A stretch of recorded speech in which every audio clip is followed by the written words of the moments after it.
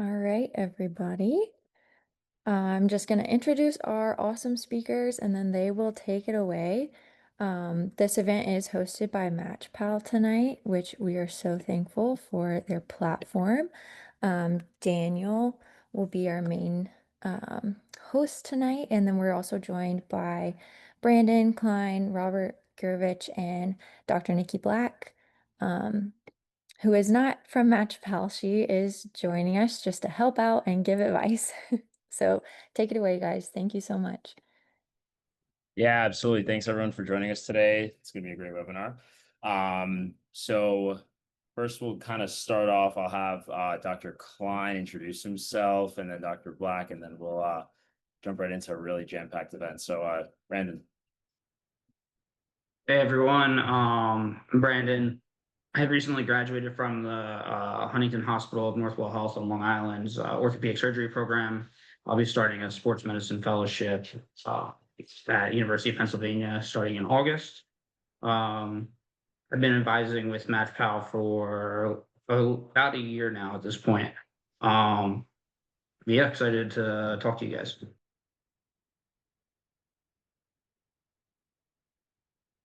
All right. And Dr. Black. Hi. Hey everybody. So like you said, I'm not from MatchPal. I'm the odd one out. But I did my residency in Cleveland, and I'm currently finishing up my breast surgical oncology fellowship here in University of Arkansas in Little Rock. I'll be done in 23 days, but who is counting? I love that. I love that. And I'm Dan. I'm a PGY4 interventional radiology resident in New York out at Northwell, and really excited to be talking to you guys today. So let's just jump right into it. So, I know it's like July, everyone's kind of like in the middle. If you're, most of you guys are probably MS4 or about to be MS4s, or if you consider yourself an MS4 already, whatever it is, this is the time where you're probably stepping foot into your sub-Is. You're thinking about ERAS, signal tokens, personal statements, what is the interview season going to look like? How do I do this well? That's what we're here to answer, right? So we're going to talk about all things personal statement today.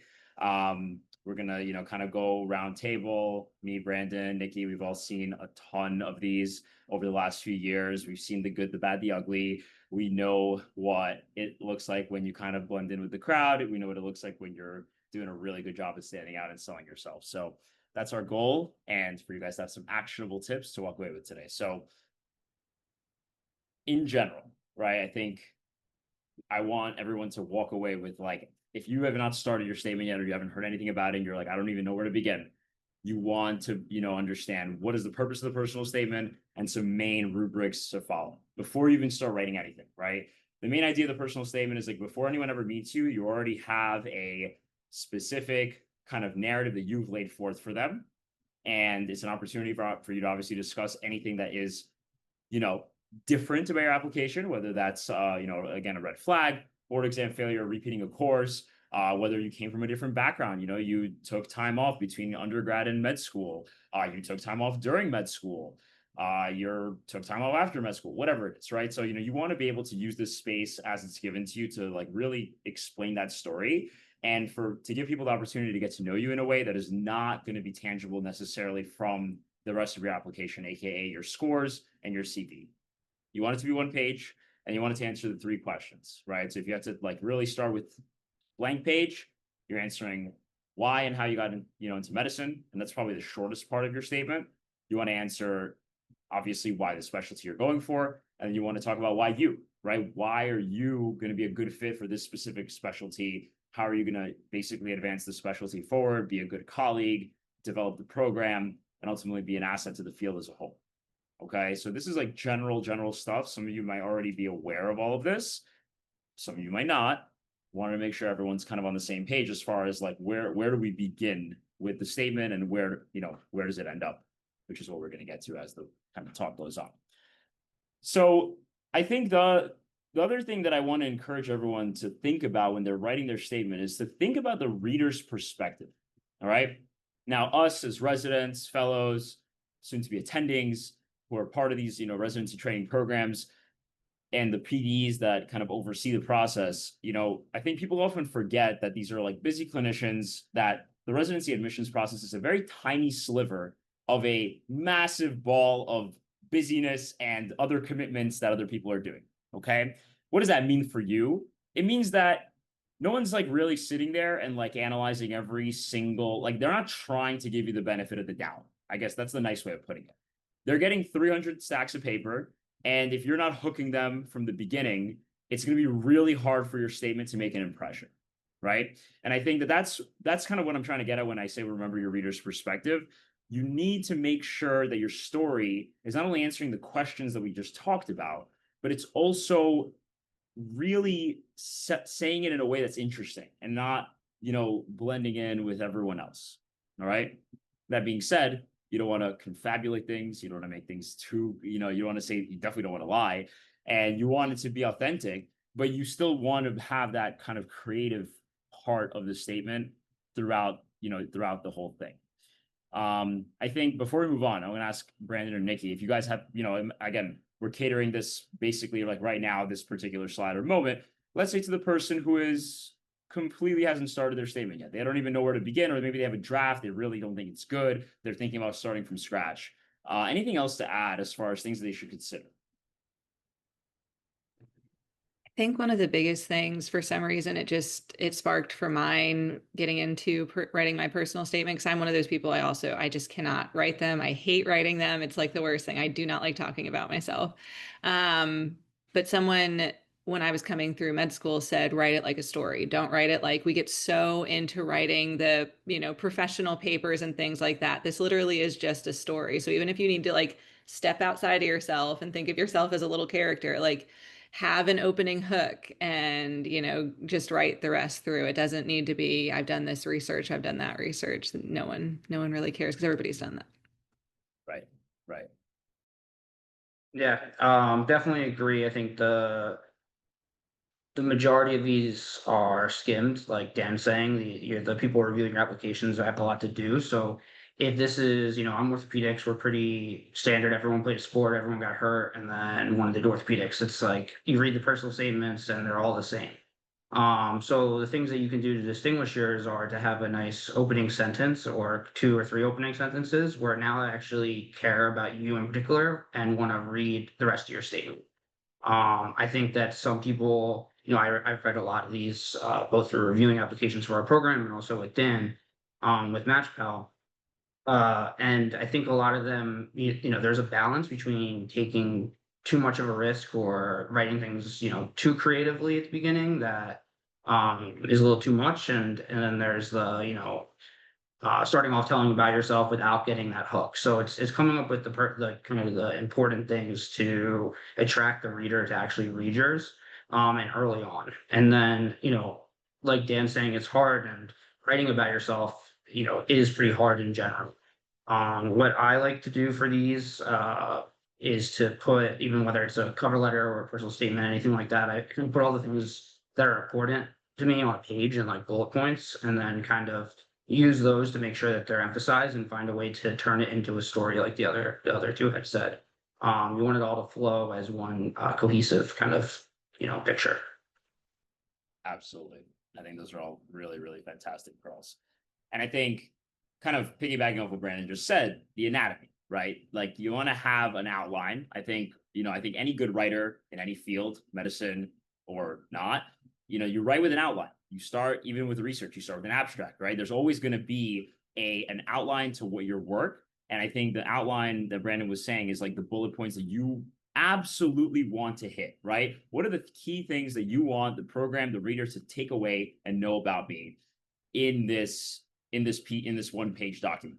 The other thing that I think students mess up a lot on, especially in reviewing like these for all kinds of specialties over the years, chronological order, right? You want to make it easy to follow. Do not start the story during med school, then go back to college, then go back to your youth, then go back to college, and then back. Now we're back in med school, right? That's a very confusing trajectory. Start with the earliest moments. Paint the picture of that early moment of like whatever it is you're talking about. It doesn't have to be medical related or clinical. It can easily be a story about a family member that is not medicine related. It could be a story about you that's not medicine related. Whatever that interesting hook is, it doesn't matter. Make sure that that hook, from a chronological perspective, is the first thing that happens in the story, and everything else is subsequent to it, right?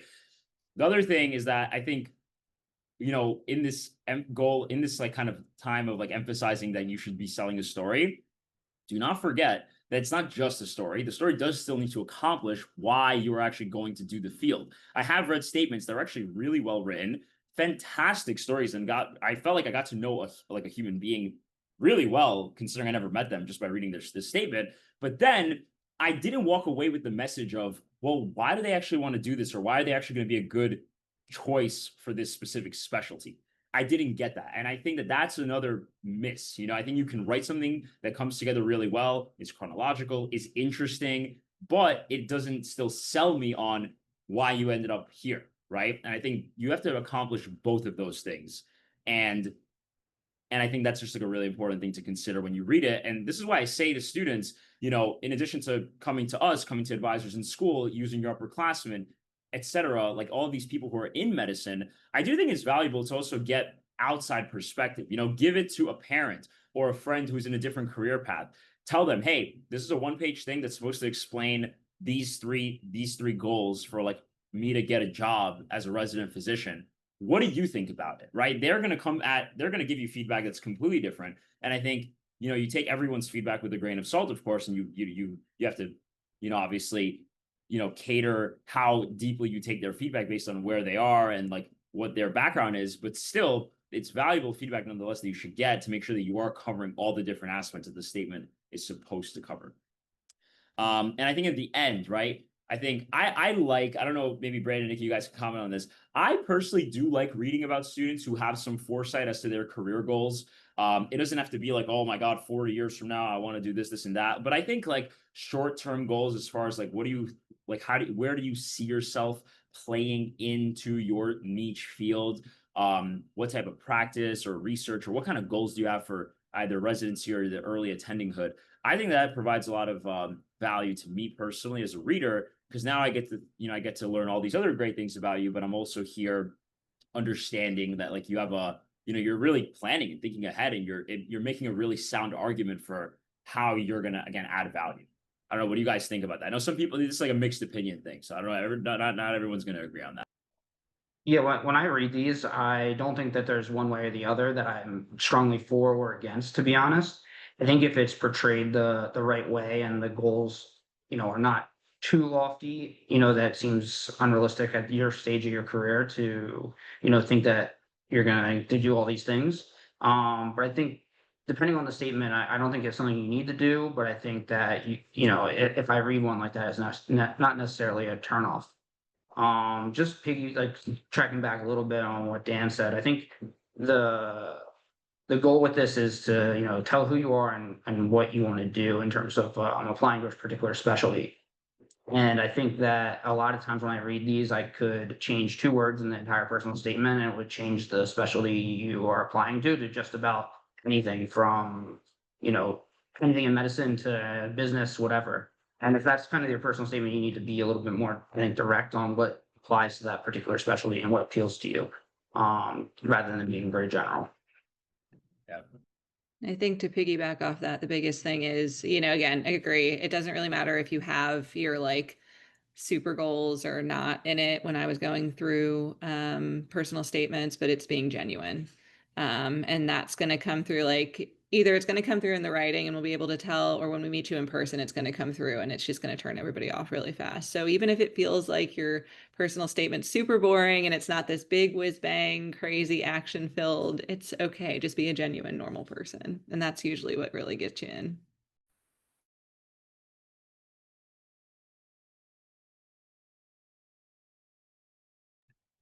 Dan, I think you're still muted. Oh, sorry. Yeah, sorry. So yeah, showing not telling, I think it's another thing that we harp on a lot. We talk about, making sure that you're not saying, verbatim exactly the thing that you're trying to say, but rather again, painting a picture as we've been saying before. And then I think this is the ultimate test, right? If you have 10 people, right? And again, this is a surgical subspecialty group, right? It's ACOS. Everyone here is probably interested in a surgery adjacent field. Competitive fields, everyone's got good board scores, everyone's got research, as Brandon was saying, right? Like people even have certain themes to like how they got here, right? How are you going to be different? And I think that this is something that a lot of students struggle with is understanding, but I'm not, a lot of people say, well, but I'm not that different. I don't really have anything that special. But like that's the whole point, right? The whole point is that means you probably haven't spent enough time thinking about your journey to this point. Because I do believe after reviewing hundreds of these, that everybody does have a narrative in there somewhere that they could spin up that can really paint a unique picture to the reader. And I think that that's a very, very valuable thing that is worth investing the time in. It's better to reflect on that and revise it 10 times over rather than do a first draft, kind of throw your hands up in the air, give up and be like, all right, well, this is what it is. And then you end up blending in with 80% of the other people that write it. And again, I think a lot of this advice I want to say is like we're trying to give you advice that is for an excellent statement. Okay. If you're not really looking to do an excellent statement, a lot of this stuff is going to be a little bit overkill. But I do think that an excellent statement is going to give you a much better chance of getting ranked highly at the places that you want to go to. Yeah. Just real quick, you hit it right on the head of what I was thinking is, if you're the top personal statement or top few that I read and I'm interested, then you're making an interview. But, taking those risks also could make you the worst personal statement I read of the day. So blending in, especially in a specialty like mine, where we're all the same, almost just negates that out of your application and focuses on the rest of it. So like Dan said, we're trying to give you advice to be like a superb, I read this and I need to interview this kid, even if he didn't rotate here, even if his or her board scores are low.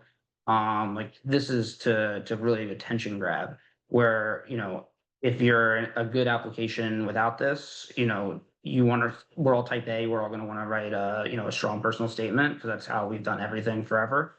But I would also just caution on, being a little too cutesy or too creative and doing it because separating yourself is either good or bad.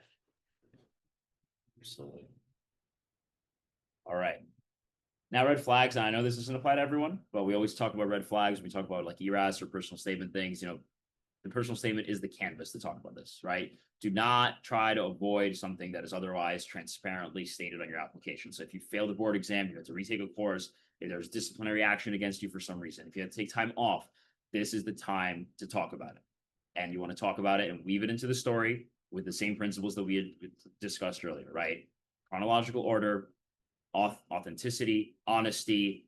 Obviously, I think resilience is a big one, especially when you're talking about red flags. Talk about the growth that you had from the experience, right? If you didn't learn from your red flag, I don't even know what to tell you, but like I hope you did, from regardless of how big or small it was. Use a paragraph or even more, depending on how the rest of your statement looks like, to actually talk about both what happened and why the red flag happened, as well as where you are now and why you're better for it. Now, the common mistakes that we see when we go through these with students is, again, I kind of touched upon this earlier, people talking about their story, but not enough about why the specialty. I think that is a common one. I think the other thing is you don't want to talk down about other fields. Okay. You're here because you like this field, which is great. We want people that want to be in the field that we're in, right? However, this is not a time to like berate other specialties or talk badly about anyone individually or otherwise. It's just not a good look for you. And it's unnecessary, right? If that's what you need to resort to sell the specialty, to me, that's kind of like, it's kind of like silly, right? It makes me feel like you don't really have enough tangible reasons to why you want to do this. And obviously, again, this kind of goes without saying, the bottom two, but it's here for completeness sake, typos, grammar, stuff like that. That's like a note, like, in this world of digital and software and stuff like that, like to have any of this is ridiculous and is a really bad red flag. It shows that you're not paying attention to details on something that you had a lot of time to prepare for. So definitely do not have that in there as well. All right. So I think those are like the main things. And then you have a final checklist, right? So like, you wrote your statement, you're going through your drafts, right? Again, the first draft's not supposed to be great. Get a bunch of feedback, proofread it, change it, hear what many people have to say. Get as many eyes on it as humanly possible, because you'll be shocked as to what you'll learn from different people at different stages, right? The person who just matched versus the person who is like in one of our positions, who is like, 4 or 5 years out from matching and has read a lot of these. versus someone who's like on an admissions committee versus someone who's at your school versus someone who's outside of medicine. Everybody has a different perspective. And I think there is a little bit of value to be gleaned from everyone. And it's worth pursuing as many of these insights as possible, right?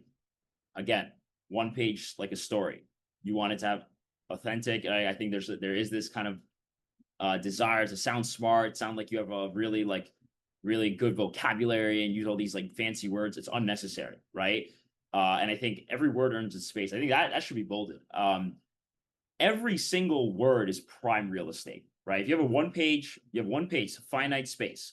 Every single word, when I would like review these, going like through really final drafts, is like, is every single part of this necessary? And oftentimes you can cut out tons of fluff that sounds like it's like adding stuff, but it's really not telling you anything new, when really there's like a whole paragraph that you wish you could fit in, but you're saying you don't have space because it's already one page, right? So find the fluff, find the things that are either repetitive or not adding like value to the story and to your narrative, cut it out and fill it with things that do. Okay, that's kind of a more at the end game. It's definitely not something you want to be worried about or doing in the beginning, but this is when you're really polishing your statement. This is the stuff you want to be thinking about. And I think ending strong, like tying your whole thing together. Where did you start the statement? Where are we ending?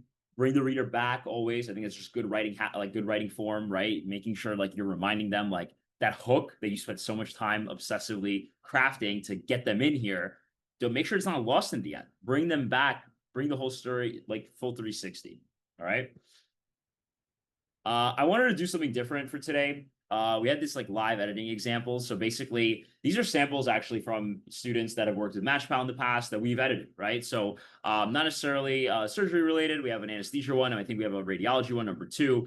And I think I want everyone to take a moment. So take a moment to read this, and then we'll do like a little panel discussion of what we think is going well for this applicant in this paragraph, and what we think is not. So I'll give you guys a minute to take a look.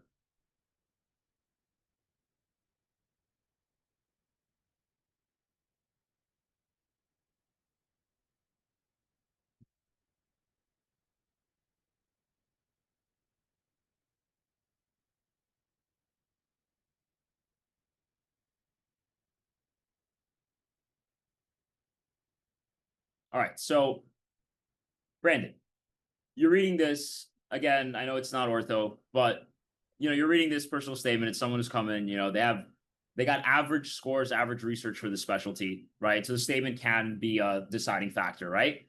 What do you think? Don't love this, especially if this is the intro paragraph. I would probably No, it's share not. this Let's say evaluating somebody. not the intro, Or not the not intro. evaluating somebody to going through and editing these. But I think that looking at this like intro sentence that talks about like very kind of generic reference to the specialty you're applying for and not telling like your own story. I think it's just like a little too bland of like a start, even with like the ABCs of resuscitation. It sounds a little like cheesy almost. And then they go through a bunch of you know things about medicine that I don't think necessarily are unique to anesthesia.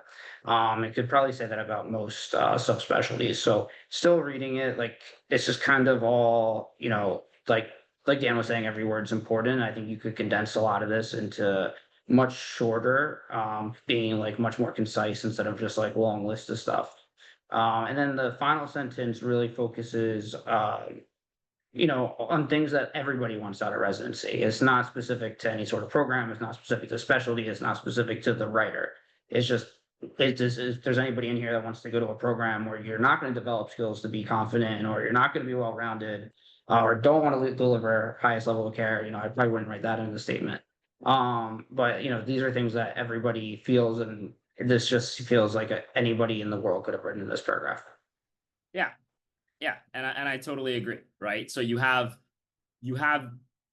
generic listing of the specialty, right? You're basically wasting a whole paragraph of real estate, and I'm learning zero about you. I think that's the biggest problem here. And I think all those other details are just all contributing factors to this fact, right? I think, I don't know, Nikki, I don't know if you want to add anything to this one, or if you want to maybe take the next one, but I think that's basically it. Like, avoid describing the specialty to me, right? I am a blank doctor. I'm more senior to you. I've been doing this for years. And especially as the attending or PD, they've been doing this maybe for 10, 20, 30 years sometimes, right? You describing my basic job or your basic job like roles to me does not make me feel like you're going to be a better fit for the job. I'm not learning anything, right? You're wasting my time, to be honest, right? So I think that that's something that I want all the students to keep in mind for sure. So yeah, right. Description of the specialty, organization and flow. Like, yeah, I'm not really understanding where this is going, and I'm unclear what the goal of this whole paragraph is in the first place, to be honest. All right, let's try a second one. So we'll take a look at this one together. Give everyone a minute to read.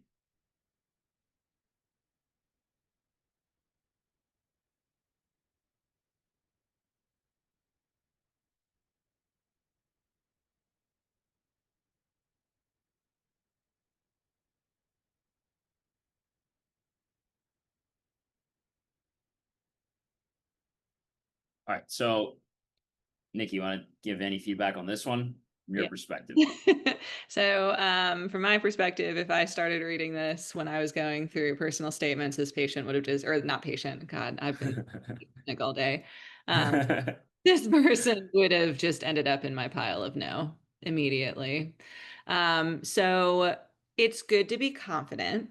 Confidence is great, but something that you can kind of see the difference between this one and the last one. The last one, if you really look deep in, there's the want to try to show that you like it for different reasons other than just like the surface stuff. It's there. But whereas this is just kind of, it comes off very braggy, very, I'm going to make the residence patient load even better. Like you can't do that. And that's okay.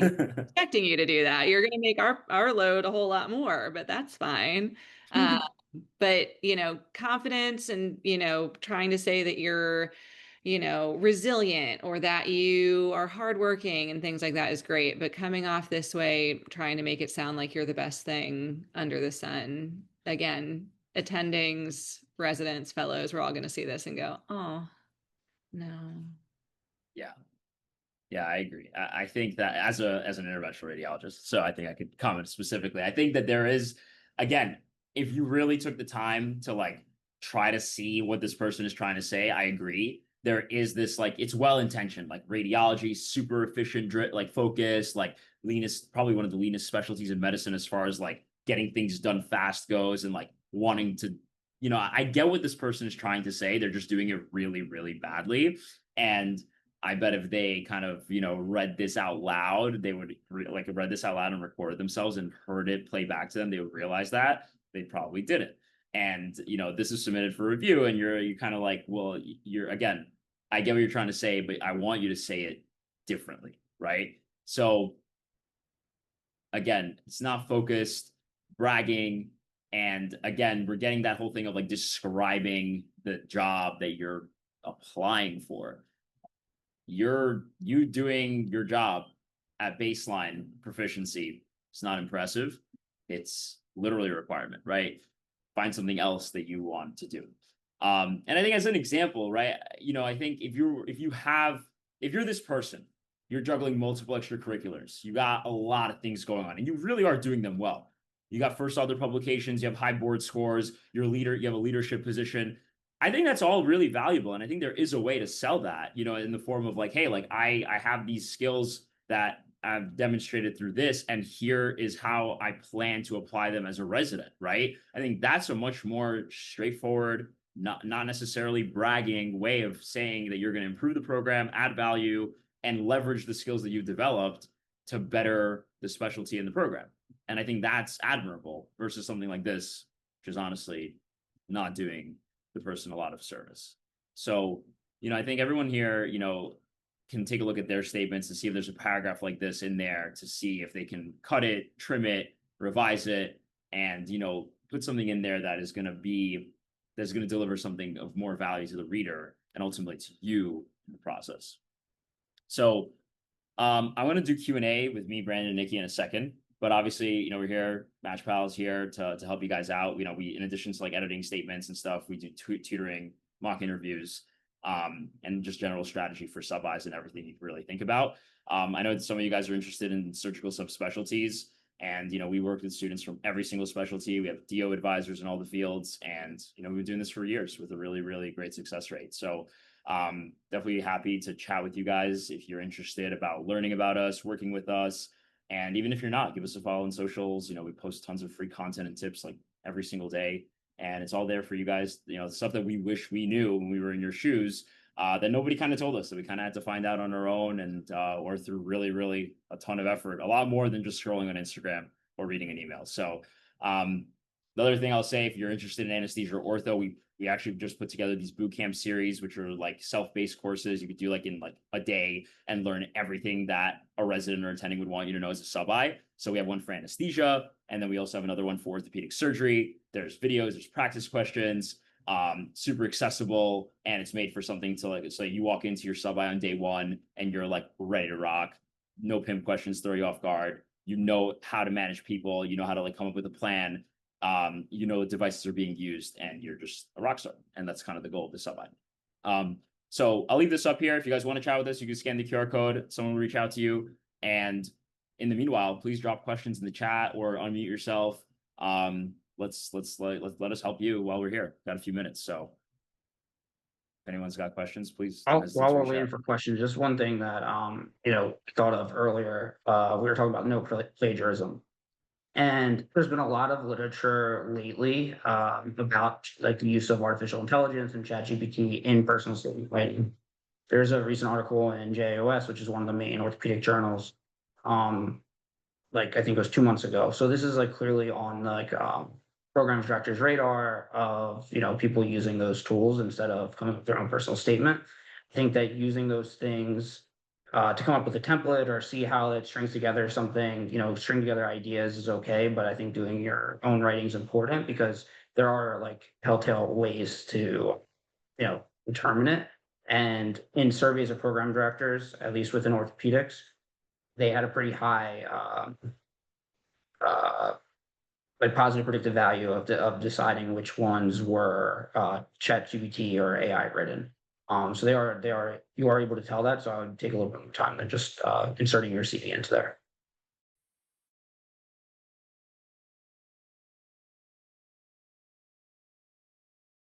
Muted again. Sorry. We had a really good question in the chat box. So, do you recommend personalized personal statements for top choice programs? So, I actually am a really big fan of this. I did 3 sub-Is. Those were my top 3 choices. I personalized my statements for all 3 of those. I think that there was a very personal connection to the programs because I'd rotated there, so I knew what the programs valued. I had anecdotes that I could share from my experience there. And I do believe that those made those statements a lot better. I don't think it should dominate the statement. I think it's like a 2-line add-on or swap at the end that you do, but absolutely a huge fan of these for top choice programs, especially when you have connections to them through research, rotations, mentors. If you grew up down the block from the place, like stuff like that, right? If it's just like a top choice program that you have no relationship with, I think it's going to be a hard sell. It doesn't mean you can't try, but I think you have to be a lot more careful with what you say, because it's very different than when you do have a connection to it.